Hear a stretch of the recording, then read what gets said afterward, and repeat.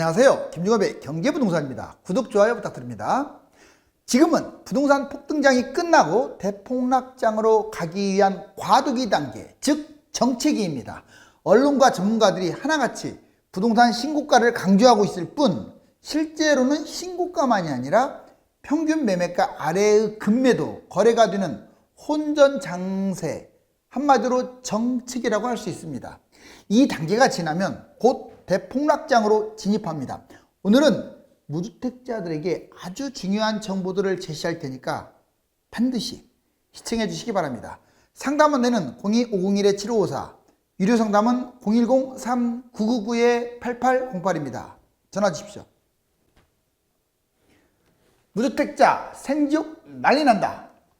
자, 이제 왜 무주택자가 생지옥 난리 납니까? 지금은 과거에 이미 벼락거지 소리도 듣고 잠도 안 오고, 여기 보시면 이제 이럴 일밖에 없어요. 부동산의 암흑, 대폭락. 자, 이거 한번 볼까요? 별표. 지금은 부동산 정체기, 곧 하락장이 이제 오기 위한 전 단계예요. 쉽게 말하면 해가 졌다가 뜨기 전에 조금 여명이 있죠. 그 순간이라고 보시면 돼요. 폭등기, 정체기, 하락기 크게 세 가지로 구분이 돼요. 2014년에서 2020, 즉 작년까지를 폭등기라고 하면 이제 올해도 사실상 폭등기가 이제 이어지는 건 맞지만 거래가 거의 따라주지 않고 매매가 잘 안 되기 때문에 사실상 상승기이면서 정체기예요. 그럼 이 단계가 지나면 뭐냐? 이제 하락기로 접어들겠죠. 2014년에서 2020년 동안 폭등기자, 폭락기, 즉 이전에 2010에서 13년 집값 부양책으로 계속 떨어졌던 것이 상승 턴한 거예요. 자, 거래량이 증가하면서 집값이 계속 올랐죠. 그렇죠. 14년부터 20년까지 계속 올랐는데 특히 문재인 정부인 17년부터 20년 지금까지도 이 시점이 계속 올라가고 있습니다. 더군다나 왜 막판에 많이 뛰었냐? 이게 왼수인 거예요. 코로나가. 이것 때문에 돈을 엄청나게 찍어낸 거야. 코로나 때문에요. 양적 완화. 이것 때문에 집값을 적극적으로 정부가 못 잡은 것도 있어요. 자, 아무튼 이런 문제로 인해서 지금은 집값이 이제 절정 상태다. 정부 부동산 대책 사실상 실패한 것도 있어요. 실패를 했는지 일부러 안 했는지는 나중에 심판을 받겠지만 아무튼 사상 최대 급등입니다. 자, 이제 정체기, 이 말 꼭 기억하세요. 이제 2021년, 좀 더 이어질 수도 있습니다. 내년까지. 대선 전까지. 자, 폭등기. 작년까지 폭등기. 이제 좀 연장선으로 보여지기도 하는데, 부동산 거래가 급감하다는 게 가장 큰 정체기의 특징이에요. 모든 자산 경제는요, 꼭 기억하세요. 모든 자산 경제는 꼭지장에 거래가 줄고, 이 과열이라는 말이 중요해요. 과열돼요. 주식도 날아가면요, 그동안에 관심도 없던 사람들이 막 달라붙어요. 돈에 환장해가지고 이제 관심 없는 사람들이 막 달라붙는다니까요. 정말로. 여러분들 주변 보세요. 부동산에 관심 없는 사람들 막 달라붙잖아요. 지금 부동산이 딱 그래요. 그 전에 전혀 관심도 없다가 포기했다가 기다리지 했던 사람들조차도 다시 또 보는 거. 비트코인도 마찬가지고 뭐든지 이렇게 과열됐을 때 이게 사업도 그래요. 사업도 과열되면 일반인이 뛰어들 때는 망하는 거예요. 여기 보세요. 정체기는 가격대가 혼전되고 신고가가 부각되고, 특히 이 시점에서는 신고가만 있는 게 아니에요. 이렇게 막 섞이면서 이렇게 가는 건데 밑에 건 말 안 하고 위에 것만 자꾸 말하니까 계속 달아오르는 것처럼 보여지는 거죠. 실거래가가 매물가 이격이 커지면 정체기라고 해요. 뭔 말이냐? 실거래가하고 지금 매물이 또다시 여기 위에만큼 올라와 있어요. 10억이 거래됐다면 15억, 13억 이래 매물이. 그러니 이 사람들이 부담들여서 안 사죠. 이렇게 팽팽하다가 좀 정부가 좀 도와주면 확 떨어지는데, 좀 어찌됐거나 자연스럽게라도 나중에 이게 추락하게 돼 있어요. 자, 그러면 다음 단계 2022년 이제 대선 끝나고 하락기로 접어들 때 폭락기는 22년, 26년인데 사이클상 다시 또 돌아올 것으로 보여요. 팽팽한 줄다리기를 지금 하고 있다고 했죠. 초반에는 약간 좀 꺾일 때는 급매가 거래됩니다. 결국은 사는 사람이 없으면 이제 급매가 나올 거 아닙니까? 급매가 나오면서 거래가 증가돼요. 일시적으로요. 싸니까. 그러다가 이렇게 떨어지지 않아요. 이런 식으로 떨어져요. 떨어질 때도. 그러다가 좀 이런 식으로 W자를 모양을 하면서 밑으로 계속 내려가잖아요. 그러면 1년 정도 대략 1년 정도 하락하면 완전 매수자가 실종돼 버리는 거예요. 자, 그러면 대폭락, 그러니까 대세 상승에서 대세 하락으로 갈 때 6개월이 기준이에요. 6개월 동안 하락을 하면 이건 대폭락으로 간다고 보시면 돼요. 대세 하락으로. 반대로 대세 상승에서 이제 대세 하락에서 대세 상승이 한 6개월 정도 간다. 그러면 대세 상승으로 턴하는 겁니다. 즉 6개월이 분위기를 완전히 바꾸는 거예요. 1년 정도 떨어지면 그냥 완전히 폭락이에요. 고가 아파트가 주로 폭락을 하고, 이때 또 문제가 있습니다. 임금 문제, 공급 문제. 이런 것 때문에 집값이 회복하지 못하는 곳들이 막 널려 있을 수도 있다. 무주택자 지금은 철저히 준비할 때입니다. 지금은 여러분들이 막 섣부르게 뭐 할 때가 아니에요. 다만 무주택자가 할 수 있는 패를 쭉 보여드릴게요. 먼저 자산 증식, 수입을 확대시키세요. 지금은 적금을 최대한으로 불어넣는 게 좋아요. 뭘 모르는 사람이 현금은 똥이다, 뭐 물가 상승이다, 그래가지고 돈 갖고 있으면 안 된다, 뭐라도 잡아야 한다, 이렇게 막 부추기는데, 그런 사람들 말 듣지 마세요. 이미 그 단계가 지나버렸어요. 물론 인플레이션이 지금부터 계속 올라가는 건 맞습니다. 그렇지만 그동안에 자산 거품이 돈에 비해서 더 심한 거예요. 돈도 많이 찍어냈지만 이 자산의 뛴 값이 너무 심하기 때문에 폭락 위험성이 커요. 두 번째, 자, 분양 선택을 하셔도 돼요. 지금 무주택자가 가점이 낮아도 할 수 있는 것은 이게 최선입니다. 지금부터 폭락장까지 흐름에 맞게 지금은 웬만하면 넣는 게 좋죠. 물론 가점이 좋냐 나쁘냐에 따라서 변수가 있죠. 그런데 집값이 계속 떨어진다 그러면 분양도 막 넣으면 안 돼요. 그때는 좋은 곳만 골라서 넣어야 하고요. 3기 신도시라든가 3기 신도시 중에서도 좋은 곳만 골라서 넣어야 돼요. 지금은 워낙 뜨거우니까 그냥 웬만한 곳 넣어도 됩니다. 다만 분양가가 너무 비싸고 안 좋다는 평이 있으면 넣지 마세요. 자, 현재 매입 제일 이제 안 좋은 거긴 한데, 실거주 싼 것들, 지방에 제가 말했어요. 시, 군, 구 이런데 2억 3억 이런 것들, 별로 뛰지도 않는 것들, 이런 것들은 잡아도 된다고 했어요. 대단지라면 오래돼도 괜찮아요. 그런데 막 비싼 것들 말하는 거예요. 제가 말하는 것은 수도권이든 광역시든 사이드 쪽은 좀 싼 것들은 아직도 많다. 그렇지만 좀 금매 중심으로 잡아야 하고요. 거래가 잘 안 되니까 지나치게 막 웬만한 한 80%에 해당되는 대다수의 부동산은 좀 늦은 것 같아요. 자, 이제 갈아타기, 이것도 꼭 기억하세요. 지금 갈아타줘야 돼요. 황금성이 없는 부동산을 갖고 있으면 나중에 폭락장에 아파트가 떨어져도 얘 때문에 못 잡아요. 그럼 이걸 팔아버리세요. 그냥 올라가지도 않고 애물단지면 던져버리시라고요. 1년 내내 내놓고라도 파시는 게 좋아요. 이거 끌고 가는 이상 평생 벼락거지를 못 면합니다. 그리고 금액대를 축소하세요. 내 것이 너무 많이 뛰었어. 그러면 한 5억짜리가 12억이 갔어. 그러면 좀 더 끌고 가다가 아직은 상승할 것 같으니까 이제 팔고 좀 싼 걸로 갈아타세요. 12억짜리를 뭐 한 8억? 본인의 상황에 맞게끔. 그 다음에 폭락 매입. 이제 중요한 말은 이거예요. 이것은 상황에 따라 달라지는 거죠. 자, 결국은 폭락장에 매입해라. 그리고 금매. 적극적으로 매입해도 돼요. 이때는 빚을 안 질 필요가 없어요. 빚을 막 져도 돼요. 많이 빠졌으면. 폭락 선택. 분양을 잡을 것인가, 금매를 잡을 것인가, 실거주냐, 투자냐, 이런 선택을 해야 돼요. 어떨 때는 금매가 훨씬 나은 경우가 있어요. 폭락장에는. 그리고 폭락장에는 실거주가 폐지되니까 왜 실거주를 따져요? 투자가 더 우선인 거예요. 자, 그 다음에 부동산 손해 안 보려면 꼭 대처 방법도 알아야 돼요. 뭔 말이냐? 자, 대처 방법, 이것도 별표입니다. 자, 이게 여러분들이 이 4가지 유형 누가 제일 부자가 되느냐, 이게 1번이에요. 자꾸 재테크라고 하면 이걸 너무 이렇게 부정적으로 보지 마세요. 하락장에는 그런 개념도 갖고 있어야 여러분들이 손해 안 보는 거예요. 왜 벼락거지 되겠어요? 자꾸 부동산을 실거주로만 보니까. 상승장인 지금은 이제 투기 목적이니까 이걸 제어한다, 이건 맞지만 항상 모든 재화 용어를 투기로만 본다면 그 사람은 발전이 없어요. 자, 여기 보시면 하락장 는 투자로 접근하는 게 1번입니다. 두 번째, 하락장에 매입이라도 한다면, 투자가 꼭 아니래도 실거주라도 이거 2등이에요. 그런데 주택이 아예 무관심인 사람이 있어요. 뭐 유주택자든 무주택자든 이게 3등이에요.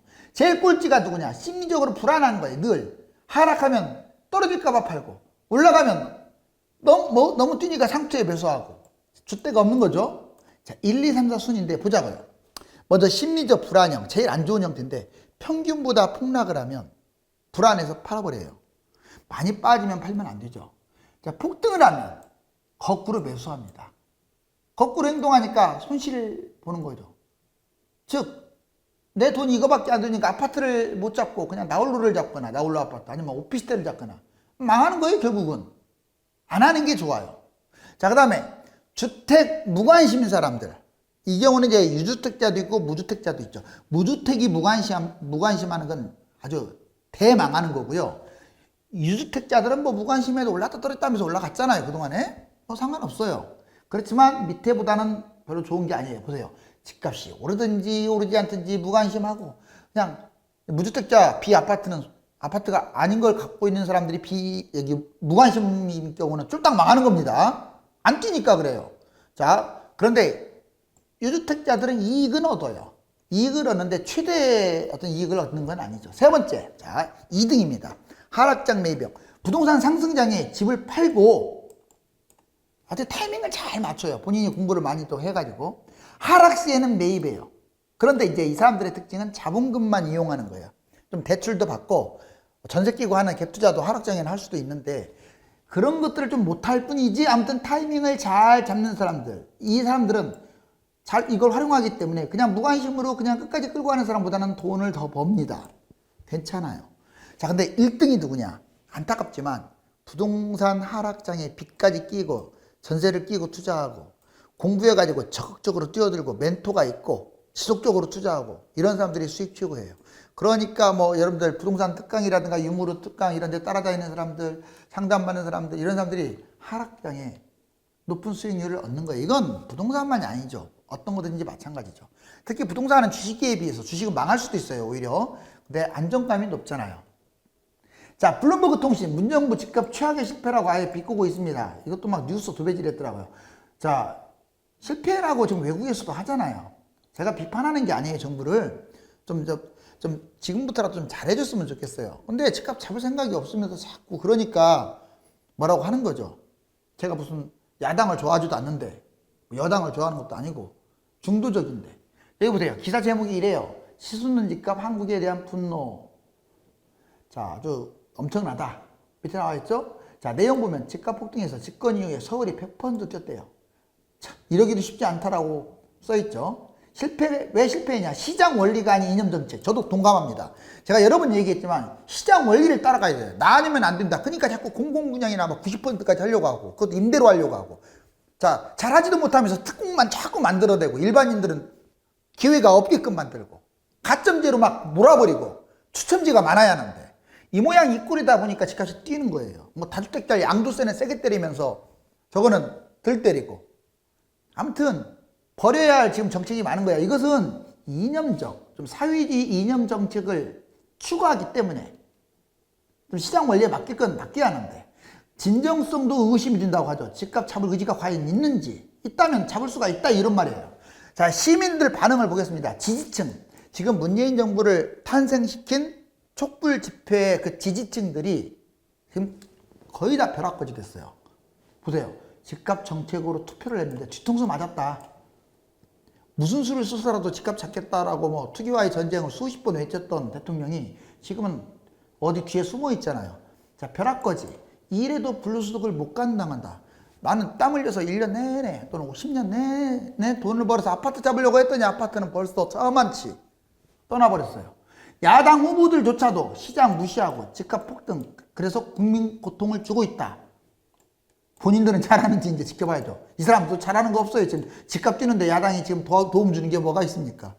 자, 2005년, 2014년 이게 재밌는 게 이게 폭등을 했다가 10년간 폭등을 했다가 여기서 이렇게 하락을 했죠. 근데 그 모양이 좀 비슷해 가요. 여기 좀 하락으로 좀 나와있지만 이렇게 좀 더 올라왔습니다. 자, 결국은 이 모양과 이 모양이 지금 너무 닮은 거야. 이제 내려갈 일이 남은 거예요. 내려가는 게 이제 시간과의 싸움인 거야. 자, 여기 보시면 8월 금리 인상 유력, 인구 급감과 고령 인구 심각성. 8월 금리 인상에 자, 수합도 연고점 추가 상승 가능할까? 지금 환율 문제도 지금 이렇게 쭉 이렇게 연고점을 찍고 있습니다. 급격히 늙는 대한민국 보시면 여기 지금 저출산으로 20년 자 유소년 인구가 확 줄었죠. 12.3으로.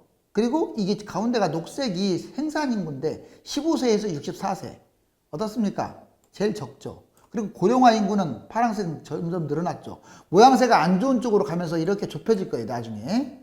자 결국 이것은 이제 다음에 2025년이나 6년에 집값에 엄청난 타격을 줄 거예요. 자 이제 평생 내 집 못 구할까봐 눈물 머금고 악성 미분양 아파트 산다. 여기 보세요. 악성 미분양이 줄어들고 있고 거래가 적은 것은 부동산 폭락 전의 정체 신호다. 자 이렇게 지금 확 줄었죠. 이런 거 잡으면 안 돼요 지금. 여러분들 그 전에 얼마나 안 좋았으면 미분양 됐겠어요. 주변에 이제 집값들이 뛰니까 얘가 미분양이 줄어들고 있는데 고분양가거나 위치가 안 좋거나 뭔가 문제가 있으니까 미분양일 거 아니에요.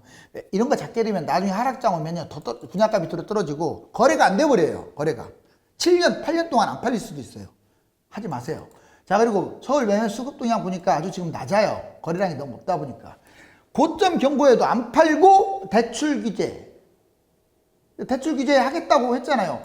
대출 규제 하면 뭐합니까? 갭 투자하는데요. 이 사람들 참 정신이 없죠. 아니 갭 투자에 대해서 뭐 이익 환수까지는 아니래도 뭔가 제재를 가해야 할 거 아니에요. 제재를 합법적인 틀에서. 그러니까 계속 이렇게 올라가죠. 근데 여기서 한 가지 재밌는 게 있어요. 그러니까 이게 지금 뛰고 있는 건 맞아요. 집값이. 그래서 지금 신고가 찍고 계속 날아가는 건 맞는데 이게 재밌는 게 뛴다고 해서 지금 뭐 역사상 최고로 뛰는 건 맞지만 뛴다고 해서 신고가만 있는 게 아니라 이 신고가 있는 것과 오히려 전체 거래가 밑으로 거래되는 것도 있고 이렇게 그래요. 근데 이제 얘는 표가 안 나고 얘가 왜 표나냐면 새로 찍는 이 집값 시세가 실거래가로 반영되니까 문제인 거예요. 제 말 이해가셨죠? 거래량이 적은 상태에서 몇 개 거래된 것으로 그냥 신고가를 찍으니까 이게 문제가 되는 거라는 거예요. 결국 제가 하고 싶은 말은 신고가와 낮은 거래가 이렇게 막 왔다 갔다 하면서 거래된다 이거예요. 이거는 전형적인 정체 장세입니다. 꼭 폭등 장세라고만은 할 수 없어요. 자, 이게 거래가 보니까 전국적으로 보세요. 빨간색이 그 이전에 19년에는 거래량이 별로 없었는데, 자, 20년, 작년에 비해서는 거래량이 확실히 줄었죠. 전국적으로. 작년 이거잖아요. 서울로 따지면요. 오히려 이거 19년 때보다 더 거래량이 더 없어요. 서울로 따지면. 서울은 지금 심각해요. 거래량이. 자, 이제 홍남기 부총리. 무려 5차례나 경고했습니다. 2개월 동안. 근데 그 2개월 동안 집값 뛴 거 보세요. 0.10에서 0.19. 서울 집값이 이렇게 지금 2배 뛰었어요. 수도권 집값도 계속 올라갑니다. 이제 제일 많이 올라가고 있잖아요. 경고만 할 게 아니고 대책을 내놔라. 이겁니다. 지금이 그러니까 정책위는 맞아요. 물론 그런 것을 정부 도 알기 때문에 뭐 이렇게 조금 경고 분명히 폭락장은 오는 건 맞습니다. 그건 거짓말한 게 아니겠죠. 자, 빨리 오기를 바라잖아요. 대신에 무주택자들이. 늦어질 뿐인 거냐. 근데 경고만 할 게 아니고 정책을 같이 해서 좀 앞당겨라 이거죠. 전국 아파트값 상승률 추이. 자, 지금 높은 곳에서 계속 정체하고 있죠. 코로나 집값 폭등시키고 망하게 한다. 결국 이놈의 코로나 때문에 집값은 폭등시킨 거예요. 코로나가 집값 폭등시키는데 엄청난. 그럼 역으로 말하면 코로나가 잡히면 집값 떨어집니까? 맞아요. 인플레이션이 돼도 떨어질 가능성이 커요.